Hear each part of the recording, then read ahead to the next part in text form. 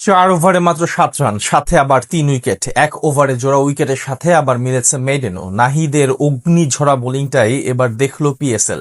অভিষেক ম্যাচে কিছুটা খরুচে হলেও টাইগার এই পেসারের উপর ঠিকই ভরসা রেখেছিল পেশোয়ার জলমে।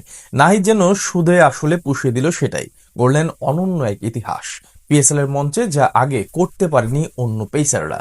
নিজের দ্বিতীয় ম্যাচ খেলতে এসে তবে কি এমন কীর্তি গড়লেন নাহিদ রানা, সেটার বিস্তারিত প্রতিবেদনে। কিংবদন্তি ইয়ান বিশপ তার নাম দিয়েছিলেন বাংলাদেশ এক্সপ্রেস।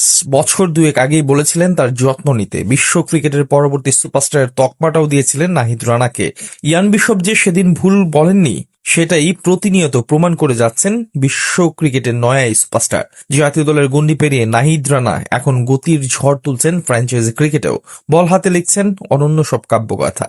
পিএসএল এর 11 বছরের ইতিহাসে যেই রেকর্ড স্পর্শ করতে পারেনি কেউ, সেটাই মাত্র দ্বিতীয় ম্যাচেই করে ফেললেন নাহিদ রানা। আমাদের বাংলাদেশ এক্সপ্রেস আর তার এই গতির ঝড়কে কর্নিশ করতে বাধ্য হয়েছে বাবর আজমের মতো মহাতারকাও।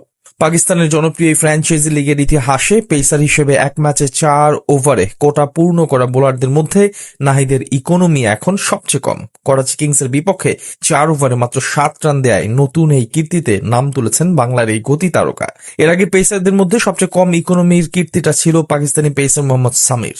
2016 সালে এই করাচির বিপক্ষেই 4 ওভার বল করে 8 রান দিয়েছিলেন তিনি। 10 বছর পর সামির সেই রেকর্ড ভেঙে নিজের নামে করে নিলেন নাহিদ। পিএসএল এ নাহিদের অভিষেকটা ছিল সাদামাটা। উইকেট না পাওয়ার দিনে বল হাতে কিছুটা খরুচে ছিলেন এই পেসার, তবে তাতেও তার উপর আশাহত হয়নি পেশোয়ার। হিরের টুকরাকে ঠিকই চিনতে পেরেছিল, তাই তো আগের ম্যাচের পরিসংখ্যান নাহিদের পক্ষে না গেলেও এদিন ঠিকই তাকে একাদশে রেখেই মাঠে নামে বাবর আজমরা। নাহিদের উপর যেই ভরসাটা তারা রেখেছিল, নাহিদ সেটার প্রতিদান দিয়েছে অক্ষরে অক্ষরে। প্রথম ওভার থেকে গতির ঝড় তুলে কাবু করেছেন আজম খানের মতো ব্যাটারদের।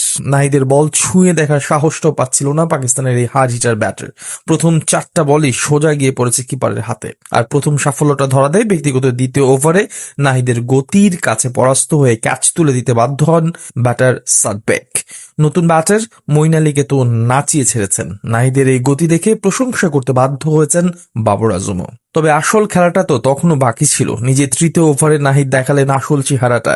প্রথমে খুশদিল শাহ আর পরে অ্যাডাম জাম্পা দুজনকেই পরাস্ত করলেন গতি দিয়ে। সেই সাথে ওভারটা শেষ করলেন কোনো রান খরচ না করে। আর নিজের শেষ ওভারে মাত্র 1 রান দিয়ে পৌঁছে যান ইতিহাসের পাতায়। 4 ওভারে 7 রান খরচ করে 3 উইকেট নিয়ে নেন।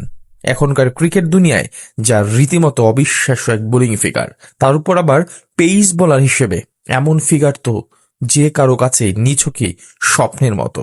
আর সেই স্বপ্নটাই কিনা সত্যিতে রূপান্তর করে ফেলেছেন নাহিদ রানা, যার গতির ঝড়ে এখন কাঁপছে পিএসএল এর মঞ্চ।